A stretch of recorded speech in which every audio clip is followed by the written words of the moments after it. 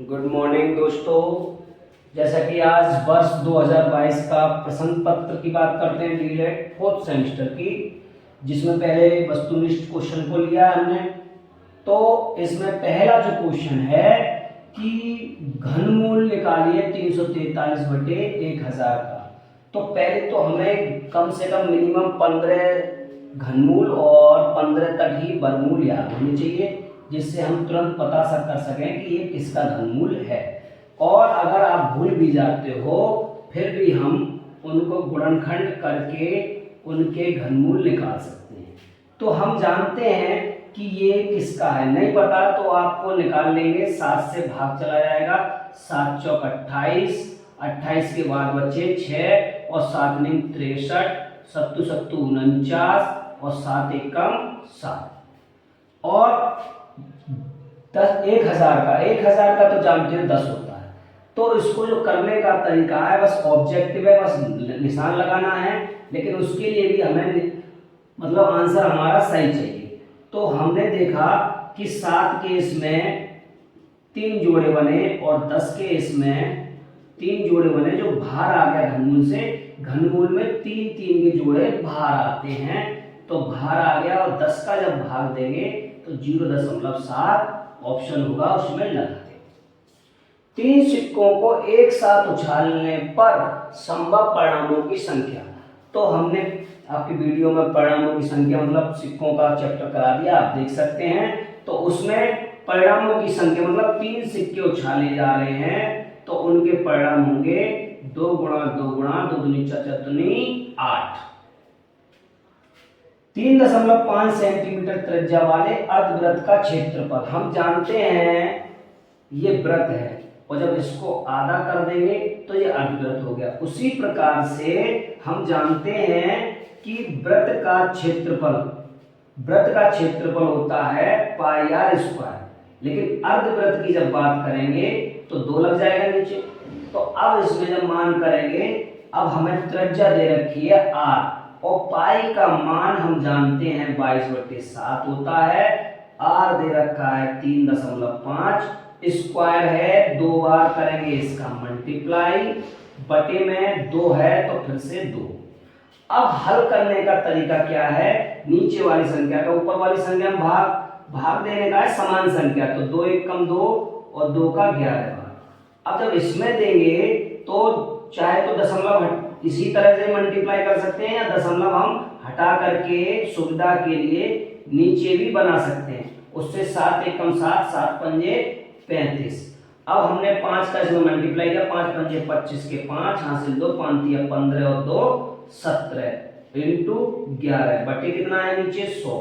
अब 11 का मल्टीप्लाई किया, 11 पंजे 55 हासिल 5, 11 सत्ते 77 और 5 82 और 8 बचे, 11 एकम 11 और 8 19, 19.25। और 100 का जब भाग देंगे तो जितने जीरो हैं उनके बाद दशमलव लग जाता है, तो 19.25। अब जब हमारा सेंटीमीटर में है तो ये भी ध्यान रखना है, और वर्ग सेंटीमीटर लगाना है। क्लियर। इसके बाद नेक्स्ट सवाल की बात करें, tan 60 का मान। tan 60 इनके मानों को याद करना है, और याद नहीं कर पाओ तो निकाल भी सकते हैं। निकालने का क्या तरीका है, बहुत सिंपल तरीका है, वो मैं आपको अभी बताता हूं। पहले इसको देखते हैं कि tan 60 का मान होता है, tan 60 का मान होता है √3 बटे sec 90 का मान होता है इन्फिनिटी, और जब इससे इसका भाग दिया जाता है तो मान आता है 0। अब माध्यिका की बात करें तो माध्यिका मैंने बताया सबसे पहले, आप प्लेलिस्ट में जाकर के वीडियो देख सकते हैं, आरोही या अवरोही क्रम में रखो पहले। तो आरोही क्रम में क्या होता है, पहले छोटा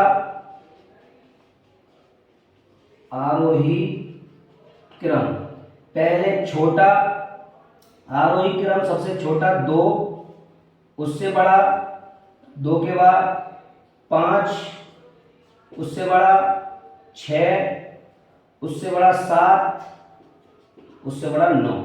फिर अंक देखते हैं कितने, 1 2 3 4 5, तो 5 अंक हैं 5 अंक हैं और ये 5 अंक फिर कितने हो गए, ये हो गए विषम।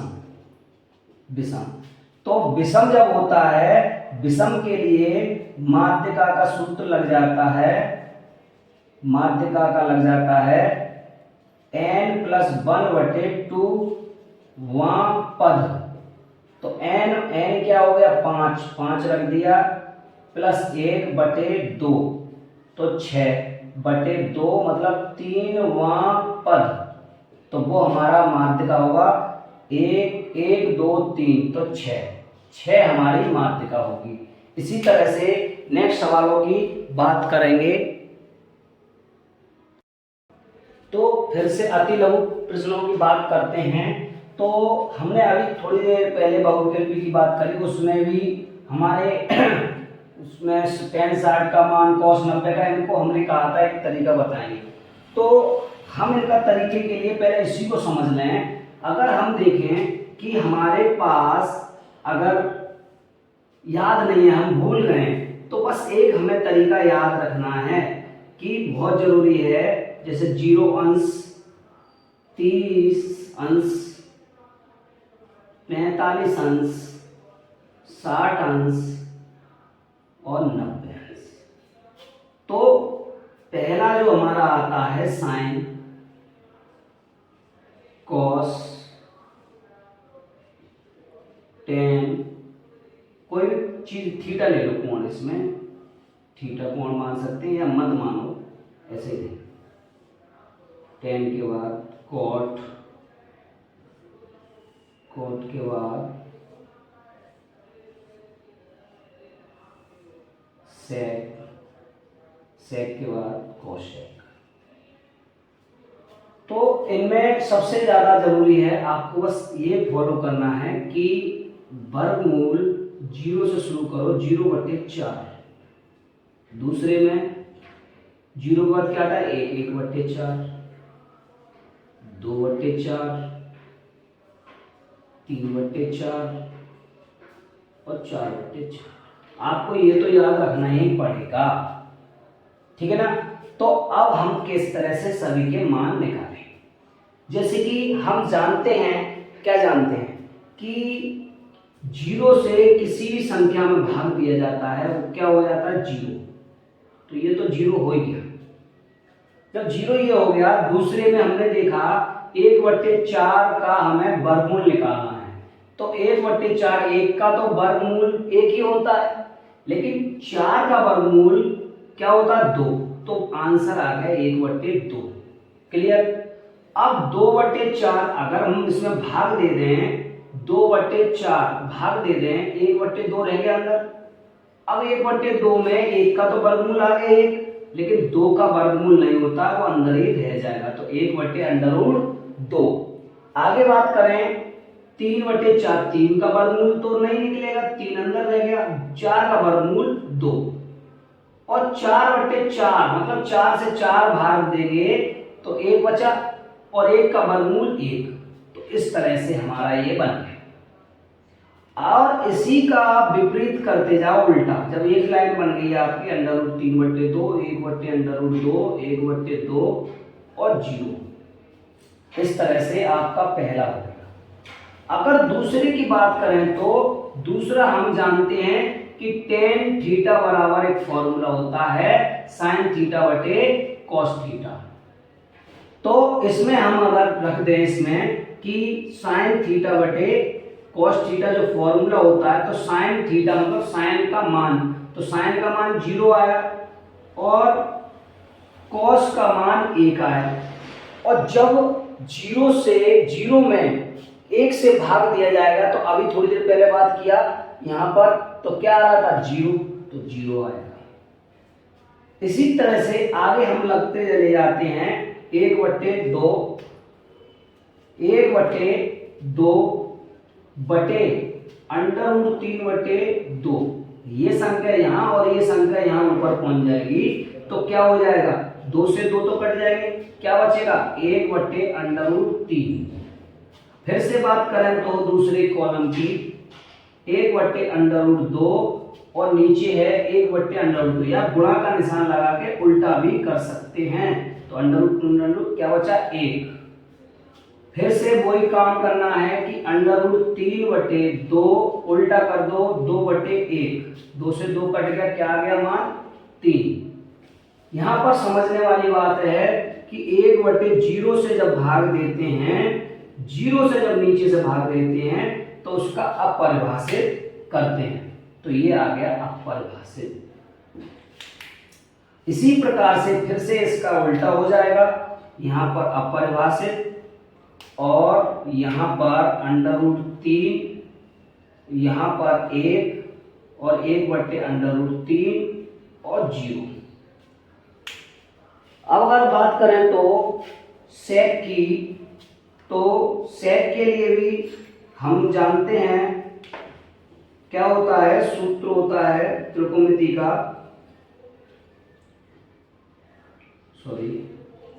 तो सेक का सूत्र क्या होता है, सेक बराबर होता है 1/, सेक अगर थीटा लें कोई भी, सेक बराबर 1/1 कॉस, सेक बराबर होता है 1/, कॉस थीटा। और अगर साइन की बात करें तो साइन होता है 1/, कॉसेक, मतलब उल्टा हो जाता है। तो हमारा मान कॉस का जो भी है वो एक बस लगाते जाएंगे तो उसमें भी आंसर हमारा आ जाएगा। कहने का क्या मतलब है, जैसे कि कॉस का मान 1 है तो मैंने 1 रख दिया, 1/1 का भाग 1 ही तो रहेगा। इसी तरह से अंडर रूट 3 है तो पलट जाएगा उस मान ही, समझो 1/√3/2 तो 2 ऊपर बन जाएगा, बस उसको अंकों को पलटना है। अब फिर से अंडर रूट 2 तो 2 रह जाएगा, फिर से 2 रह जाएगा और 0, और फिर से इसको पलट दो, 0 2 अंडर रूट 2/√3 और 1। अब मुझे लगता है कि आपको कोई प्रॉब्लम नहीं होगी, इनको ज़्यादा आपको याद करने की जरूरत नहीं है। अब इसी के सहायता से आपका सवाल एकदम निश्चित रूप से सही जाएगा, आपका गलत नहीं जा सकता सवाल, क्योंकि सबसे ज़्यादा प्रॉब्लम होती है। अब हम बात करते हैं नेक्स्ट, अब तो सवाल हल करने की बात करते हैं। तो अब हल करेंगे तो सवाल में मान रख देंगे, इसकी मान करें तो मान रख देंगे 4 इंटू, अब 10 स्क्वायर है मतलब स्क्वायर है, 10 60 का मान हमने देखा, 10 60 का मान आ रहा है हमारा अंडर रूट 3 वर्ग यहाँ पे, तो इस पर भी वर्ग लग जाएगा मान पर, माइनस कॉस 90, कॉस 90 की बात करें 0, तो 0 पर भी वर्ग लगाना पड़ेगा। बेशक 0 का वर्ग 0 होता है, लेकिन लिखोगे तो दिखाओगे तो, क्योंकि अति लघु में लिखना पड़ेगा, नंबर उसी बात के आपको मिलेंगे।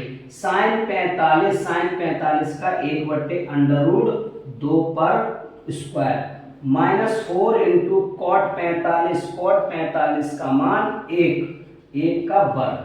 अब हम जानते हैं वर्ग से वर्गमूल कट गया तो 4 गुणा 3 माइनस 0 प्लस वर्ग करके दिखा दो, उसको घटा देंगे तो 2 इंटू, डायरेक्ट नहीं करना, होशियार नहीं बनना है, वर्ग से फिर से वर्गमूल कट गया और 1/2 बचा, माइनस 4 गुणा 1 का वर्ग 1, 4 × 12। कुछ बच्चे ज्यादा डायरेक्ट कर देते हैं, इसलिए उनके डायरेक्ट नंबर ही आते हैं फिर अच्छे खासे, बैक भी आती है, इसलिए विशेष ध्यान दें। अब 0 को घटाएंगे तो कुछ नहीं, 0 2 से 2 कट गया, प्लस का 1 बचा, माइनस के 4। अब 12 और 1 13, 13 में से 4 यहाँ घटा सकते हैं, 13 में से 4 गए, 9 बचे।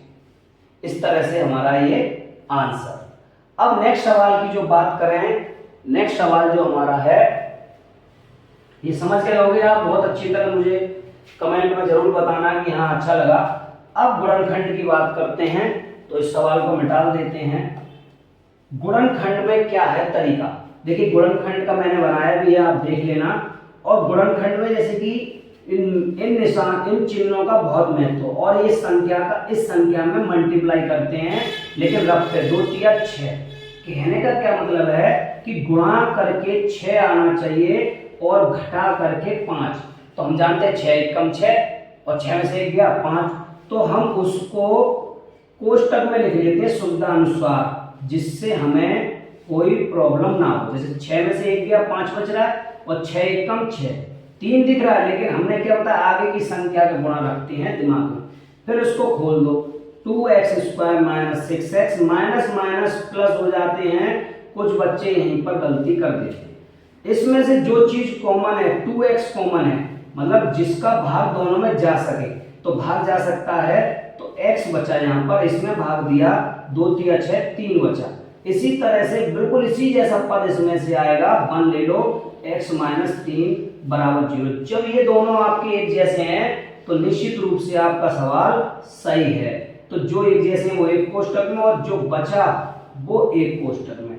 अब 0 बराबर मतलब है एक बार x माइनस 3 बराबर 0 रखने पर और 2x प्लस 1 बराबर 0 रखने पर, तो x बराबर 3 आ गया मान, और 2x प्लस 1 बराबर 0 और 2x बराबर माइनस के 1, x बराबर माइनस के 1 अपॉन 2, आपका ये मान आ गया। नेक्स्ट अभी सवाल लिख रहे हैं।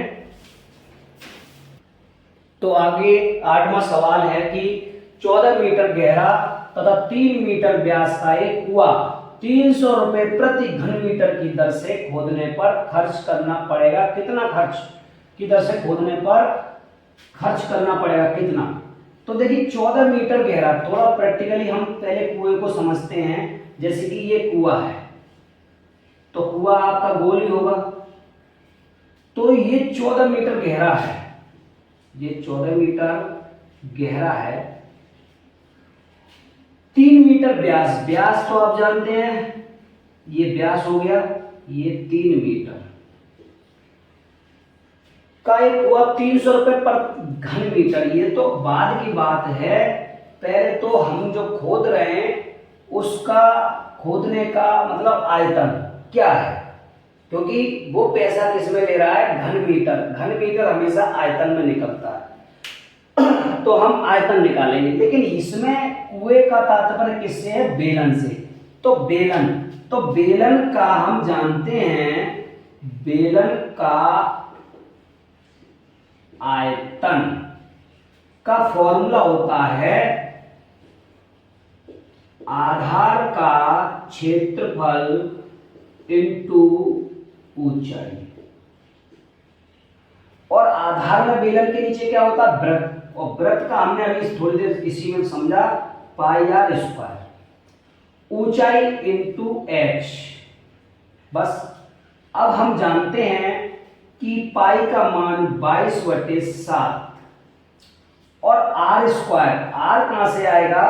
व्यास की आधी होती है त्रिज्या, तो व्यास कितना है? 3 मीटर, तो 3/2, अब वर्ग लिखा है इसलिए 2 बार, 3/2, और h हमारे पास दे रखी है 14, बस 14।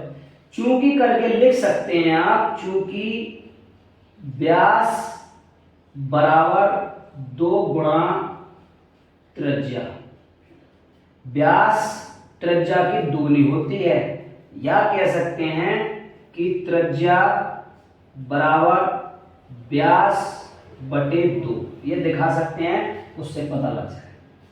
अब फिर बात रह गई इसको सॉल्व करने की। सॉल्व करने समान संख्या का ऊपर नीचे भाग, 7 × 1 = 7, 7 दूनी 14, और 2 से 2 कट गया। अब क्या बचा हमारे पास? 2 से फिर से 11 बार कट गया, 3 × 3 = 9, और 9 का 11 बार कर देंगे गुणा, तो कितना आ गया? 99। लेकिन मीटर में है तो 99 घन मीटर या मीटर क्यूब, इस तरह से भी लिख सकते हैं। अब ये हमारा 99 घन मीटर आ गया। घन मीटर कहने का क्या मतलब है?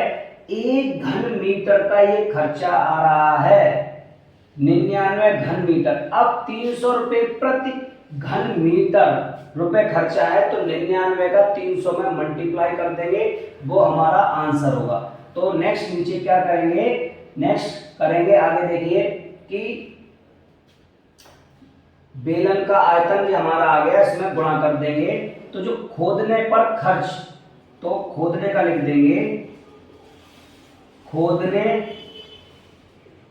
पर खर्च बराबर 99 इंटू 300 रुपए प्रति घन मीटर, इसको और भी अच्छे से ऐसे लिख सकते हैं, प्रति का मतलब ये हो गया कि एक घन मीटर कुआं, और अच्छा लिख लो, कुआं खोदने का खर्च बराबर 300 रुपए, 300 ऐसे कर सकते हैं।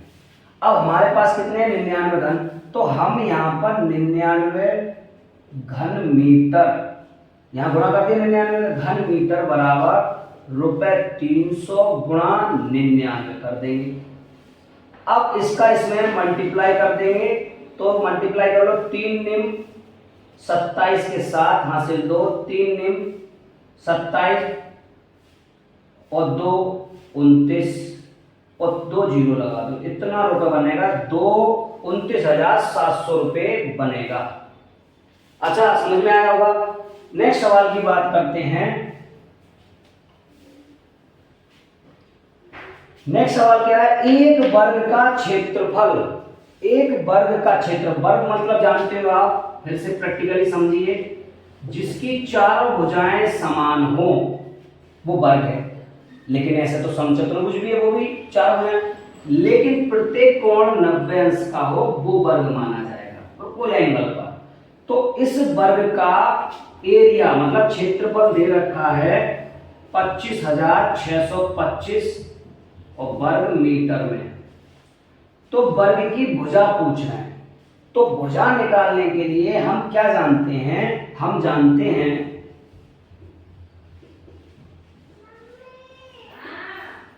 क्या जानते हैं कि वर्ग का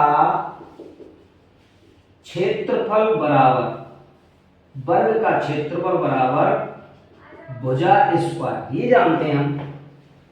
अब वर्ग का क्षेत्रफल ऑलरेडी दे रखा है 75,625 बराबर भुजा स्क्वायर। जो इधर स्क्वायर है, जो इधर वर्ग है, दूसरी तरफ वर्गमूल बन जाता है। तो हमको इसको कैसे लिख सकते हैं कि भुजा बराबर वर्गमूल 75,625, और वर्गमूल में आप जानते हैं 2 2 के जोड़े आते हैं।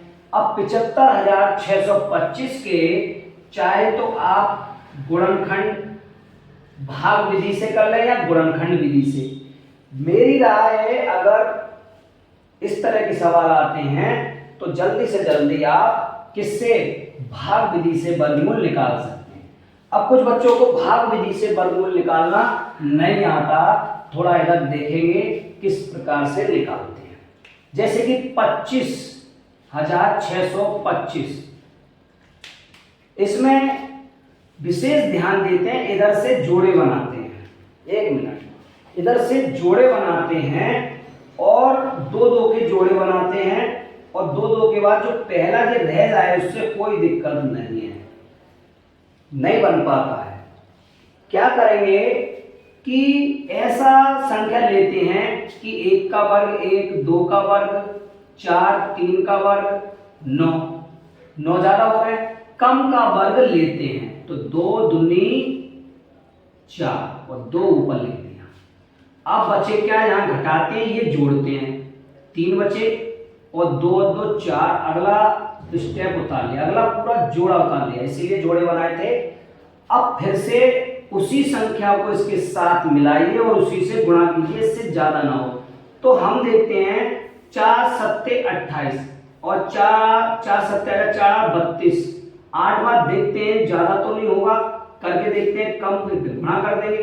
तो 7 बार पहले देखा हमने, 7 7 49 के 9 हासिल 4, 7 चौक 28, 28 और 4 32, कम बैठ रहा है।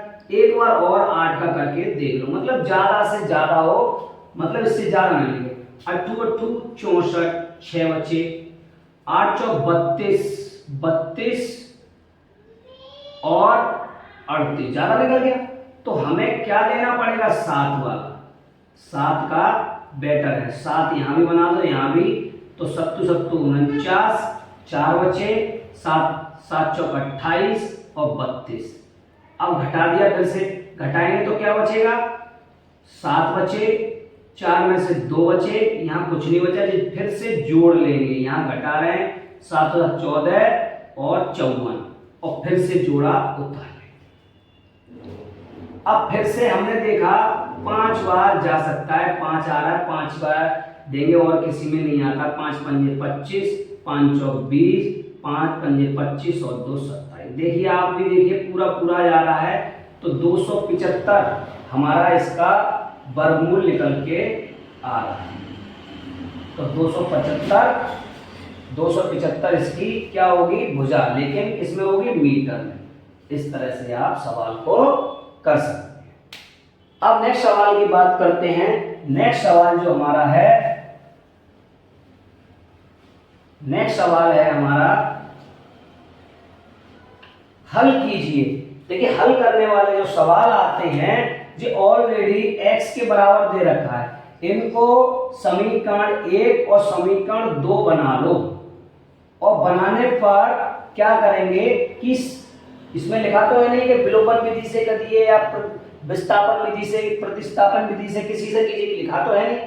तो हम क्या कर रहे हैं कि समीकरण 2 से x का मान समीकरण 1 में रखने पर, देखिए हल कर रहे हैं। हल करने का मतलब ये है कि x और y के मान निकालिए। अब रखने पर रख दो, तो 2x की जगह पर 3y प्लस 3y बराबर 12। अब 2 3 6, 6y प्लस 3y बराबर 12। 6 और 3 9y बराबर 12। अब y बराबर 12/9। समान संख्या का भाग देंगे तो y बराबर 4/3। ये आ गया y का मान। अब y का मान समीकरण 2 में रखने पर, तो रख दीजिए 3 into 4 into upon 3 is equal to X. 3 से 3 कट गए, x बराबर 4 आ गया। क्लियर। अगर हमें उत्तर की जांच करनी है तो किसी से भी कर लो उत्तर की जांच की आपका सवाल सही है या नहीं। तो हमने देखा, इसमें रख के देख लेते हैं, जो छोटा है इसलिए, कि y की जगह पर y का मान तो 3 इंटू 4/3 और x की जगह पे x का मान 4। देखिए 4 आ रहा है, 4 बराबर 4। तो ये उत्तर की जांच होती है, उससे हमें ये पता रहता है कि हमारा सवाल ठीक है। अभी नेक्स्ट सवाल की बात करते हैं। देखिए नेक्स्ट जो सवाल है कि 2 सिक्के उछालने पर प्रत्येक घटना के घटने की संभावना ज्ञात कीजिए।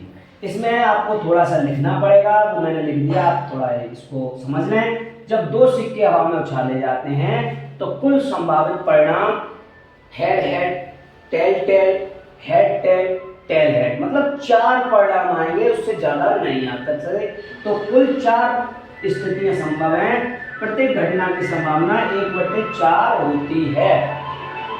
प्रत्येक घटना की मतलब प्रत्येक घटना की क्या कि एक कि कितनी बार हेड हेड आएगा, तो 1/4, 4 बार डालेंगे तो 1 बार आएगा। कितनी बार भी हेड टेल आएगा, 1 बार ही हेड टेल हेड आएगा, टेल टेल आएगा, मतलब 1/4 संभावना होती है 2 सिक्कों को उछालने की। 2 इंटू 2, 2 दूनी 4। क्लियर। अब बात करते हैं आगे के प्रश्न को, लघु उत्तरीय प्रश्न। तो चित्र में ABCD एक आयत है, CD 8 सेंटीमीटर, CE 5 सेंटीमीटर और BE 6 सेंटीमीटर दे रखी हैं भुजाएं। हम जानते हैं, क्या जानते हैं कि जब ABCD एक आयत है तब आमने सामने की उसमें भुजाएं कैसी होती हैं, बराबर। तो AE बराबर DC बराबर 8 सेंटीमीटर होंगी। इसी तरह से EC बराबर AD बराबर 5 सेंटीमीटर होंगी। अब ये चीजें मिलने के बाद तो अब हमें क्या निकालना होता है, हम जानते हैं समलंब चतुर्भुज का क्षेत्रफल क्या होता है, उसका सूत्र ये होता है कि जो भुजाएं समांतर हैं उनका योग बटे 2 इंटू ऊंचाई। तो पहले तो हमें इस पूरी भुजा को करना है, तो हम ए बी भुजा को निकालेंगे। तो ए बी भुजा कैसे निकलेगी, ए ई प्लस ई बी, और ए ई हमने बताया आपको 8 है, तो 8 प्लस ई बी 6 है, 14 सेंटीमीटर आपने निकाल लिया। नई लाइन से इसीलिए जो चिन्ह है इसीलिए का, इसीलिए समलंब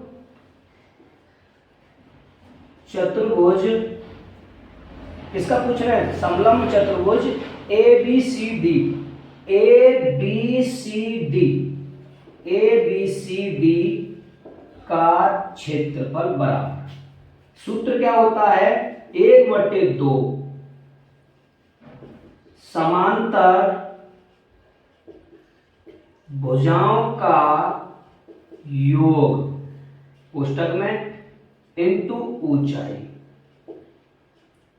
या इस तरह से भी कह सकते हैं समांतर भुजाएं हम इसमें मान लें कि A1 प्लस A2 ये दो भुजाएं हैं इंटू h ऊंचाई है, फिर भी हम इसमें मान रख सकते हैं।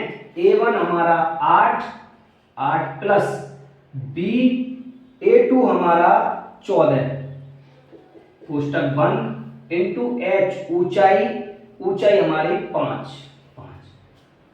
ये भी इंटू में लगा सकते हैं लेकिन कोष्टक के बाहर इंटू ही माना जाता है। 1/2 8 और 14 कितना हो गया 22 इंटू 5 भाग दे दिया 11 बार, और 11 पंजे 55। अब सेंटीमीटर में है, क्षेत्रफल हमेशा वर्ग सेंटीमीटर में आता है, ठीक है ना, क्लियर। नेक्स्ट सवाल की बात करते हैं।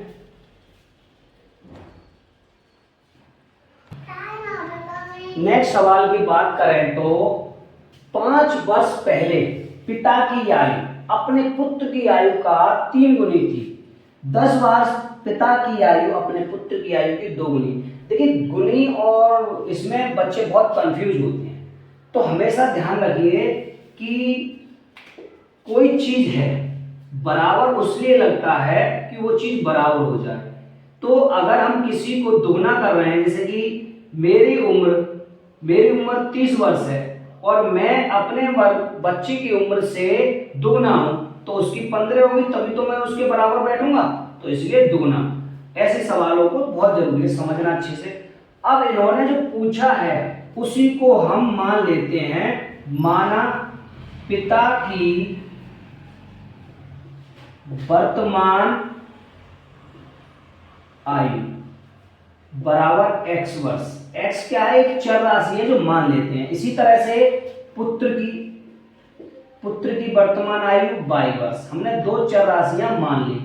अब फिर क्या कह रहे हैं, प्रथम शर्त के अनुसार ये कह रहे हैं 5 वर्ष पहले, तो पहले हम निकाल लेंगे कि 5 वर्ष पहले पिता की आयु कितनी हो जाएगी, पहले इसमें से घटी जाएगी x माइनस 5 वर्ष, यही तो होगी। पुत्र की आयु कितनी हो जाएगी, घट जाएगी इसमें y माइनस 5 वर्ष। 5 वर्ष पहले ये होगी, लेकिन शर्त क्या थी, प्रश्न अनुसार, मतलब प्रश्न अनुसार। प्रश्न क्या था कि 5 वर्ष पहले पिता की आयु, अब पिता कहाँ है, ये है x माइनस 5, ये पिता है। पुत्र की आयु की 3 गुनी, पुत्र कहाँ है y माइनस 5, तो बराबर जब होंगे कि गुनी थी, मतलब इसको हम गुना कर देंगे 3 गुना। अब इस समीकरण को हम हल कर लेते हैं। हल कैसे करेंगे कि चर अचर राशियों को एक तरफ 3y 5 15, ये कैसी राशियां हैं, ये चर हैं, चर को एक तरफ अचर को एक तरफ, इसको उठा के इधर लाएंगे तो x माइनस 3y बराबर माइनस के 15 प्लस के 5, तो x minus 3y is equal to कितना बचा, माइनस के 10। ये हमारा समीकरण बन गया 1। इसी तरीके से फिर से वो क्या कह रहे हैं कि 10 वर्ष बाद, तो फिर से हम लिख लेंगे कि 10 वर्ष बाद क्या कंडीशन है। कंडीशन ये कह रहे हैं 10 वर्ष बाद आयु अपने पुत्र की आयु की दोगुनी होगी। लेकिन 10 वर्ष बाद अगर वर्तमान से बात करें, 10 वर्ष बाद पिता की आयु कितनी हो जाएगी? अरे वर्तमान में x है तो x प्लस 10 वर्ष, पुत्र की आयु कितनी हो जाएगी? y प्लस 10 वर्ष। अब पुनः प्रश्न अनुसार उसने क्या कहा?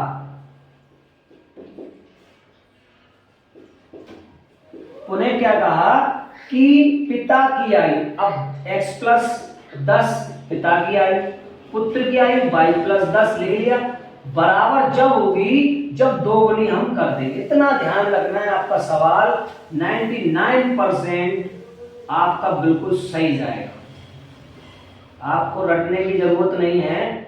इसका मल्टीप्लाई कर दिया, फिर से चर को एक तरफ, 20 माइनस के 10 x माइनस 2y बराबर 10। ये हो गया समीकरण 2। जब समीकरण 1 और 2 मिल जाएं, इनको आपको हल करना है, चाहे कैसे भी करो, चाहे घटा के जोड़कर कैसे भी।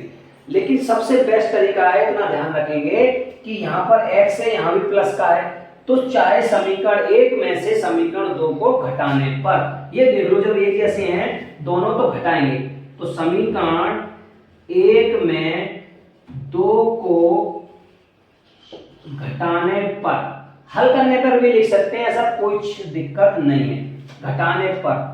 अब मैं इसको थोड़ा सा ऊपर करता हूं, इस सवाल को इरेज कर दूं, यहां पर आपको नीचे प्रॉब्लम होगी। तो समीकरण 1 में 2 को, समीकरण 1 लिख लिया पहले मैंने, x minus 3y is equal to minus के 10, 2 को घटाने पर तो x minus 2y is equal to 10। तो अब घटाने पर चिन्ह बदल जाते हैं, चिन्ह बदल गया, minus plus minus, minus plus के जो कट गए, प्लस माइनस के जिसके ज्यादा है, किसके ज्यादा है? माइनस के, तो माइनस का बाई बचा, यहाँ माइनस माइनस जुड़ जाते हैं, चिन्ह वही रहता है, 20 हो गए, माइनस से माइनस कैंसिल, बाई बराबर 20 आ गया। अब बाई का मान किसी भी समीकरण में रख दो, बाई का मान समीकरण 1 में रखने पर रख दो, तो x माइनस 3 बाई की जगह 20 रख दिया, बराबर माइनस के 10, x 3 गुणा किया, 3 दूनी 6, 60 हो गए, और 60 उधर जाएंगे उठ करके, माइनस के हैं तो ये प्लस के हो जाएंगे, x बराबर 50। अब उसी को अतः करके लिख देंगे, अतः जो हमसे पूछा है पिता की वर्तमान आयु कितनी है? 50, उसकी जगह 50 लिख देंगे, और पुत्र की वर्तमान आयु 20। क्लियर? मुझे लगता है आपको अच्छे से समझ में आया होगा। आप वीडियो को रोक रोक के भी देख सकते हैं सवाल का मेथड। ये हमारा सवाल। ओके, नेक्स्ट सवाल की बात करते हैं। नेक्स्ट सवाल, तो नेक्स्ट सवालों की बात करते हैं। जैसे कि पार्श्व चित्र में वृत्त की 2 जीवाएं ABCD एक दूसरे को वृत्त के बाहर बिंदु P पर काटती हैं। यदि कोण P 30 अंश है, कोण 35 है, तो कोण CBP का ज्ञात कीजिए। देखिए, कोण जब बीच में दिया हो तो कहने का मतलब बीच का कोण पूछ रहे हैं, ये वाला। इस चीज को भी अच्छे से समझ लीजिए, ये वाला कोण पूछ रहे हैं। और हमेशा ध्यान रखना कि वृत्त के एक ही जीवा से परिधि पर कहीं पर भी कोण बने, वो कोण एक दूसरे के बराबर होंगे। इसीलिए कोण A बराबर होगा कोण C के, क्योंकि परिधि पर बने हुए कोण हैं। तो हम यहाँ पर कह सकते हैं कि क्या कह सकते हैं, कोण A बराबर कोण C बराबर 35 अंश। और चूंकि लिख देंगे वृत्त की परिधि पर बने कोण, वृत्त की परिधि पर बने कोण हैं। अब जब कोण बराबर मिल गए तो इससे क्या इफेक्ट पड़ा? इफेक्ट ये पड़ा कि अब हम त्रिभुज ले लेंगे, त्रिभुज CBP से, CBP से त्रिभुज से क्या मतलब है? मतलब ये है कि कोण CBP प्लस कोण BCP प्लस कोण BCPB बराबर 180 अंश। क्योंकि त्रिभुज के अंत्य कोणों का योग 180 अंश होता है। अब इनका हम मान लगा देंगे। CBP ये तो हमसे पूछा है इन्होंने, CBP ये तो पूछा है, मान में BCP 35 यहां से हमने बताया आपको तो 35 रख दिया, और ये इन्होंने दे रखा है ऑलरेडी बराबर 180 अंश। इन दोनों को जोड़ करके पक्षांतर कर देंगे। CBP बराबर 180 माइनस 35 30 65, और 65 को जब घटा देंगे तो कितना बच रहा है? 125। CBP बराबर 125 कोण बच रहा है।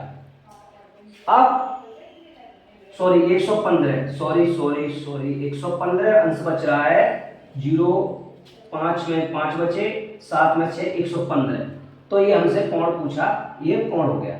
अब नेक्स्ट सवाल की बात करते हैं। नेक्स्ट सवाल में ये कह रहे हैं कि एक शंकु का आयतन ज्ञात कीजिए। एक शंकु का आयतन ज्ञात कीजिए। अब शंकु आपने देखा होगा, बर्थडे पर आप अपने बच्चे के लिए कैप लेके आते हैं, वो शंकु के आकार का होता है, ये शंकु है। तो आयतन दे रखा है इसमें ऑलरेडी 100 पाई घन सेंटीमीटर। अब हम जानते हैं, क्या जानते हैं कि शंकु का आयतन बराबर दे रखा है 100 पाई घन सेंटीमीटर। और शंकु का आयतन सूत्र क्या होता है? 1/3 पाई आर स्क्वायर एच। ये बेलन से बना हुआ है। बेलन के इन्होंने इस तरह से 1 2 3 तिहाई हिस्सा बेलन के आयतन का सूत्र समझो। अब 100 पाई इसके बराबर है, 100 पाई इसके बराबर है। अब पाई से मैंने पाई का भाग दे दिया। अब एच इन्होंने दे रखी है, देखो आधार की त्रिज्या दे रखी है। ये आधार की त्रिज्या दे रखी है 5 सेंटीमीटर। ये आधार की त्रिज्या दे रखी है, तो h निकाल लेंगे हम। यहां से निकाल क्यों रहे हैं h बताएंगे आगे, पहले जो चीज दे रखी है उसको रखो। अब जहां पे रखा हमने, ये 3 किस्में है भाग में, तो इधर किसमें पहुंच जाएगी? गुणा में। और ये किसमें? गुणा में। किसमें पहुंच जाएगा? भाग में। तो h बराबर लिख सकते हैं 100 गुणा 3/r स्क्वायर, और r कितना है? 5, तो r की जगह 2 बार 5 5 रख दिए। अब 5 पंजे 25, और 25 का भाग दे देंगे, 25 चौका 100, ऐसे भी लिख सकते हैं। 25 और 25 चौका 100, 4 12 सेंटीमीटर। 12 सेंटीमीटर क्या आ गई? ये h आ गई। तो हमें अब h आ गई। अब हमसे क्या पूछा जा रहा है? शंकु का वक्रपृष्ठ, और शंकु का वक्रपृष्ठ बराबर होता है पाई आर एल। अगर ये सूत्र है घन इकाई, ये सूत्र होता है घन इकाई, ये सूत्र है। अब एल क्या है? एल है शंकु की तिर्यक ऊंचाई, ये तिर्यक ऊंचाई है। अब इसको कैसे निकालते हैं? अब हमने तो एच तो पता लग गया, आर लग गया, तो इसके लिए पाइथागोरस प्रमेय कहती है कि बड़ी भुजा का वर्ग अन्य भुजाओं के वर्गों के योग के बराबर होता है। तो एल का निकालना है, एच का हमें पता ही है 12 का वर्ग, आर का पता ही है 5 का वर्ग। तो 12 का 144, 5 पंजे 25, जोड़ लिए 5 और 4 169। जो वर्ग होता है दूसरी तरफ वर्गमूल बन जाता है, और ये वर्गमूल किसका है? ये वर्गमूल किसका है? ये वर्गमूल है, किसका है?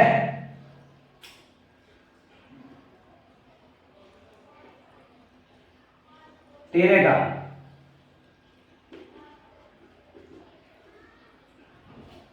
किसका भैया? 225, 14 का, 4 चौक 16 नहीं, 13 का, 13 का ही है, 13 का। 13 तिया 39 के 9 हासिल 4, 13 कम 13, 13 और 4, 13 और 4 17 हो गया, 13 तिया 39, 3 ही तो बच रहा है।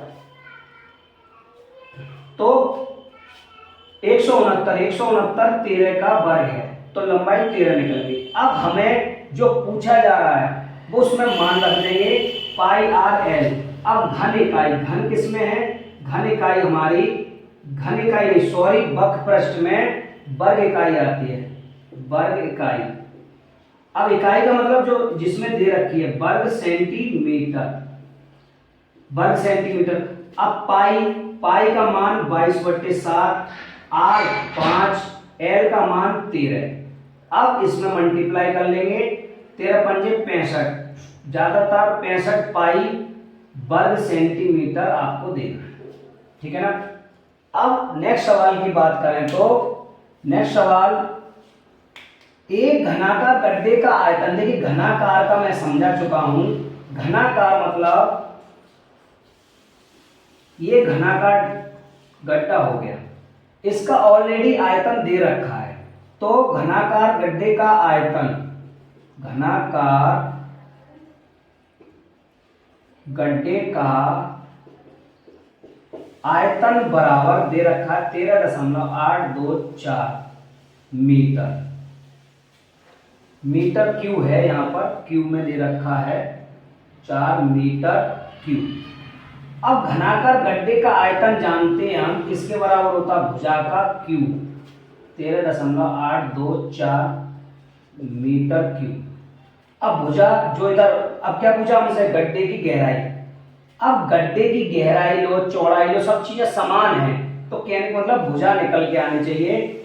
जो इस तरफ भुजा है, जो इधर घन है, दूसरी तरफ क्या बन जाएगा उसका घनमूल, ये बन गया 13.824, इसका घनमूल निकालना है।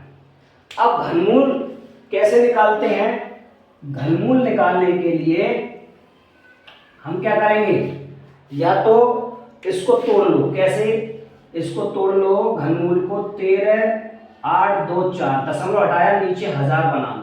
अब 1000 का तो आप जानते हैं 10 होता है, लेकिन 13,824 का क्या करेंगे, 13,824 के गुणनखंड कर लेंगे, क्योंकि हमें इतना तो घनमूल याद है नहीं, तो गुणनखंड करते हैं। इकाई अंक 0, 2, 4, 6, 8 हो, वो संख्या 2 से विभाजित हो जाएगी। 2 6 12, 1 बचा, 2 9 18, 2 1 कम 2 2, फिर 2 से 2 तिया 6, 2 तिया 6, 2 चौक 8, 2 पंजे 10, 2 6 12, फिर 2 से 2 1 कम 2, 2 सत्ते 14, और 2 दूनी 4, 2 अट्ठे 16, फिर 2 से 2 अट्ठे 16, 2 6 12, 2 4, फिर 2 से 2 चौक, 2 3 2, फिर 2 से 2 और 2 1 कम 2, 2 6 12, फिर 2 से 2 1 कम 2 2, फिर 2 से अब 3 से 3 27, फिर 3 से, फिर 3 से, इस तरह से हम गुणनखंड जल्दी से जल्दी कर लेते हैं। अब घनमूल में क्या होता है, 3 3 के जोड़े बाहर लेते हैं, तो 1 2 3, 1 2 3 और 1 2 3, तो 2 2 3, तो इसमें से बाहर निकल के आ गया, क्या निकल के आया, 2 गुणा 2 गुणा 2 गुणा 3, और नीचे क्या निकल के आया, बटे में 10।